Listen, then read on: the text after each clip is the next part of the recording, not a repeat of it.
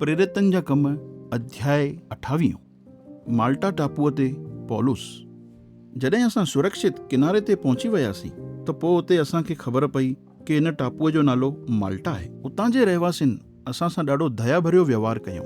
उन टापूअ ते बरसाति पई पए ऐं थधि बि लॻे पई, इन करे उन्हनि बाहि ॿारियऊं ताकी असांखे तापणी मिले ऐं ईअं करे उन्हनि असांजो स्वागत कयूं। पौलुस लकड़ियुनि जी गठड़ी इकट्ठी करे बाहि ते रखे ई पियो त हिकु ज़हरीलो नांग बाहि जी गर्मीअ जे करे उन मां निकितो ऐं पौलुस जे हथ सां लिपटजी वियो। जॾहिं उतां जे रहवासियुनि नांग खे पौलुस जे हथ ते लटकियल ॾिठो त उहे पाण में ईअं चवण लॻा, सच में हे माण्हू हिकु खूनी आहे, छोकी इहो समुंड जे ख़तरनि खां त बची निकितो, पर न्याय करण वारी देवी इन खे जीवित रहण नथी ॾे। पौलुस पंहिंजो हथु छंडे करे नांग खे बाहि में फिटो कयईंसि ऐं उन जे द्वारा पौलुस खे कुझु बि नुक़सानु न पहुतो। उतां जा रहवासी इन इंतज़ार में हुआ कि हाणे ॼाण पौलुस जो हथु सुॼी पवंदुसि या उहो ओचितो किरी करे मरी वेंदो। पर पोइ जॾहिं उहे ॾाढी देरि ताईं पौलुस खे ॾिसंदा रहिया कि उन खे कुझु बि न थियो आहे त उन्हनि पंहिंजो मन बदिले छॾियो ऐं ईअं चवण लॻा कि इहो त कोई देवता आहे। उन जॻह जे वेझो ई उन टापूअ जे मुखिया पबलियूस जी जागीर हुई। उन असांजो पंहिंजे घर में स्वागत कयईं ऐं 3 ॾींहंनि ताईं असांजी महिमान नवाज़ी कयईं। पबलियूस जो पिता ज्वर ऐं पेचिस जी बीमारीअ जी वजह सां पलंग ते पियो।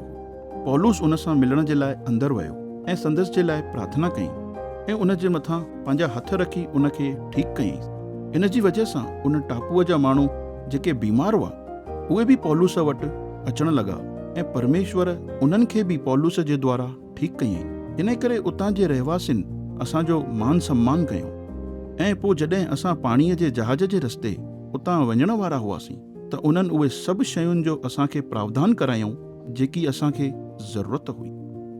पौलुस जो माल्टा टापूअ खां रोम जी तरफ़ वञणु। 3 महीननि ताईं उते रहण खां पोइ असां एलेक्सेंड्रिया जे हिकु जहाज ते चढ़ी यात्रा शुरू कई। इहो जहाज सियारे जे मुंद में माल्टा जे हिकु बंदरगाह ते ई बीठो हो। इन जहाज ते 2 जुड़वा देवता जी निशानियूं छपियल हुयूं। पोइ असां समुंड जे किनारे वारे सरकुस नगर में लथासीं ऐं 3 ॾींहंनि ताईं उते ई रहियासीं। उतां खां असां लंगर खोले करे समुंड जे किनारे वारे रेगियुम नगर ताईं आयासीं। पोइ ॿिए ॾींहं ते ॾखण दिशा खां हवा अचणु लॻी। इन करे असां 1 ॾींहं खां पोइ समुंड जे किनारे वारे पुतियोली नगर में आयासीं। उते असांजी मुलाक़ात विश्वासी भाउरनि सां थी। उन्हनि असांखे पंहिंजे घर में रहण जो न्योतो ॾिनऊं ऐं असां 1 हफ़्तो उते रहियासीं। पोइ ईअं असां रोम में आयासीं। उतां जे विश्वासी भाउरनि भेनरुनि असांजे अचण जी ख़बर ॿुधी करे अपियुस जे बाज़ार वारे नाले जे नगर ताईं ऐं 3 मुसाफ़िर खाने नाले जे नगर ताईं असां खां मिलण जे लाइ आया। उन्हनि खे ॾिसी करे पौलुस परमेश्वर जो धन्यवाद कयईं ऐं प्रोत्साहित थियो। रोम में पौलुस। जॾहिं असां रोम में पहुतासीं त पौलुस खे अकेलो रहण जी आज्ञा मिली वई, पर संदसि जे मथां पहिरो ॾियण जे लाइ हिकु सैनिक खे ठहिरायो वियो।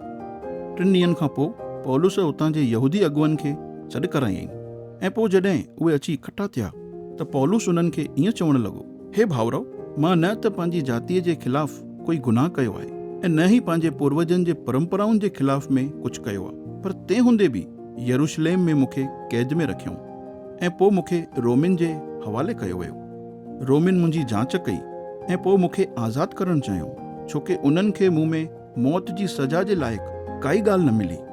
पर जॾहिं यहूदियुनि इन ॻाल्हि जो विरोध कयो त मजबूरन मूंखे पंहिंजे मुक़दमे जी जांच करण जे लाइ रोम जे महाराजा वटि दरख़्वास्त करणी पई। इहो करण जे पोयां मुंहिंजो इरादो पंहिंजे माण्हुनि ते काई तोहमत हणण जो न हुयो। इन वजह सां ई मां तव्हांखे घुरायो आहे ताकी तव्हां सां मिलां ऐं ॻाल्हायां, छोकी मसीह जे ख़ातिर ई मां जंजीर सां ॿधल आहियां, जेको इज़राइल जे माण्हुनि जी आशा आहे। इहो ॿुधी उन्हनि पौलुस खे ईअं चयो, असांखे तुंहिंजे बारे में न यहूदा जे क्षेत्रनि मां चिठियूं मिलियूं ऐं न ई यहूदी भाउरनि मां अची करे कंहिं कुझु ख़बर ॾिनी ऐं न ई तुंहिंजे ख़िलाफ़ में कोई बुराई कयूं, पर असां इन पंथ खे खणी तुंहिंजो रायो छा आहे उहो तोखां ई ॿुधण जी इच्छा था रखूं, छोकी असांखे ख़बर आहे कि हर जॻह ते माण्हू इन पंथ जे विरोध में ई था ॻाल्हाइनि। सो उन्हनि पौलुस खां ॿुधण जे लाइ 1 ॾींहुं मुक़ररु कयूं ऐं इन ॾींहं ते ॾाढी वॾी तादाद में माण्हू उन घर में इकट्ठा थिया जिते पौलुस रहियल हुयो। पौलुस उन्हनि खे सुबुह खां वठी करे शाम ताईं परमेश्वर जे राज जे बारे में गवाही ॾिनई ऐं उन्हनि खे मूसा जी व्यवस्था ऐं भविष्य वक्ताउनि जी किताबुनि मां यीशुअ जे बारे में सम्झाइण जी कोशिश करणु लॻो। उन्हनि माण्हुनि मां कुझु ॼणनि पौलुस जी ॻाल्हियुनि खे मञी वरितऊं, पर कुझु ॼणनि विश्वास न कयूं।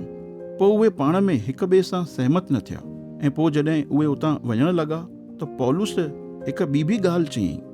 पवित्र आत्मा यशाया भविष्य वक्ता जे द्वारा तव्हांजे पूर्वजनि खे बिल्कुलु सही चयईं। इन्हनि माण्हुनि वटि वञी करे चओ, तव्हां ॿुधंदव त ध्यान सां पर उनखे न सम्झंदव, ऐं तव्हां ॾिसंदव त ध्यान सां पर तव्हांखे कुझु न सुझंदो, छोकी इन्हनि माण्हुनि जा दिलि सख़्तु थी विया आहिनि। इहे उन्हनि माण्हुनि वांगुरु आहिनि जीअं पंहिंजा कन बंदि करे रखिया हुजनि। इहे उन्हनि माण्हुनि वांगुरु आहिनि जीअं पंहिंजूं अखियूं ॿूटे छॾियूं हुजनि। अगरि उहे अखियुनि सां ॾिसनि हा ऐं कननि सां ॿुधनि हा ऐं मन सां सम्झनि हा त उहे मूं वटि मोटी अचनि हा ऐं मां उन्हनि जे पापनि खे माफ़ु करे तंदनि खे बचाए छॾियांव। सो तव्हां इन ॻाल्हि खे ॼाणे वठो कि परमेश्वर जे तरफ़ां इन उद्धार जो संदेश गैर यहूदियुनि खे ॾिनो वियो आहे ऐं उहे इन खे ॿुधंदा।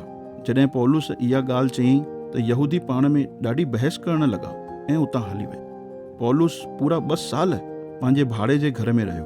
उहो उन सभिनीनि माण्हुनि जो स्वागत कंदो हुयो जेके संदसि सां मिलण जे लाइ ईंदा हुआ।